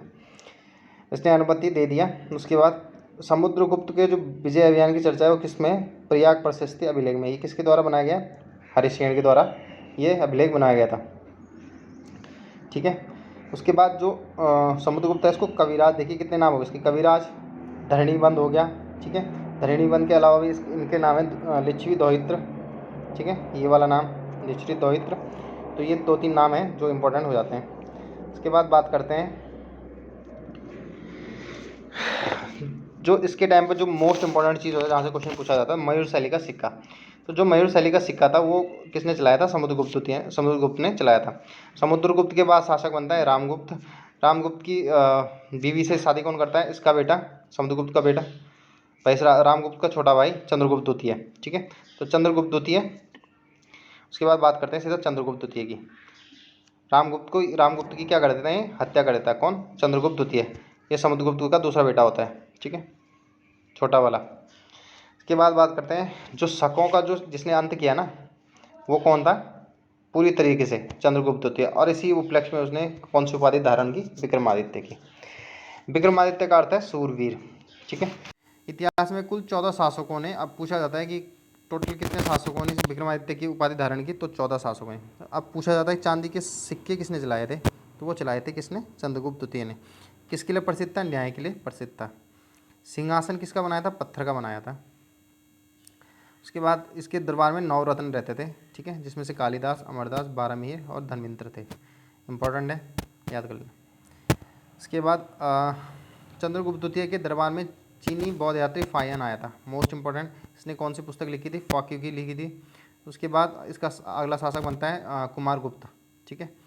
देखिए इसने देखिए जो कुमारगुप्त है, इसने क्या बनाया था? नालंदा विश्वविद्यालय। कई बार क्वेश्चन पूछा जाता है नालंदा विश्वविद्यालय किसके द्वारा बनाया गया था, तो ये कुमारगुप्त के द्वारा बनाया जाता है, और इसी को ऑक्सफोर्ड बोलते हैं। ठीक है, महायान शाखा का ऑक्सफोर्ड बोलते हैं किसको? नालंदा विश्वविद्यालय को। नालंदा विश्वविद्यालय में बाद में जो हर्षवर्धन के टाइम पे कौन आता है? ये वेनसांग आता है। ठीक है, तो ये कौन सी शिक्षा धर्म है? यहाँ बौद्ध धर्म की। बाद में अध्यापन का भी कार्य यहीं पे करता है। ठीक है, अब बात करते हैं पाकिस्तान में रावलपिंडी जिला स्थित है। विश्व का पहला हॉस्टल देने वाला कौन सा है? नालंदा ही है। ठीक है। बाद में जब 1198 ईस्वी में ऐबक का जो सेनापति होता है बख्तियार खिलजी, ये क्या करता है? नालंदा विश्वविद्यालय को ध्वस्त कर देता है, आग लगा देता है इसमें। उसके बाद कुमारगुप्त के बाद शासक बनता है स्कंदगुप्त। स्कंदगुप्त के टाइम पे सबसे महत्वपूर्ण घटना हुणों का आक्रमण, जिसने कि गुप्त वंश का पतन कर दिया। देखिए जो स्कंदगुप्त है, इसमें पुनर्निर्माण, देखिए जो निर्माण कराया था वो चंद्रगुप्त मौर्य ने, पुनर्निर्माण कराया आपके स्कंदगुप्त ने। ठीक है, किस अभिलेख से इसकी जानकारी मिलती है? जूनागढ़ अभिलेख से। उसके बाद जो समुद्रगुप्त रहा है, इसने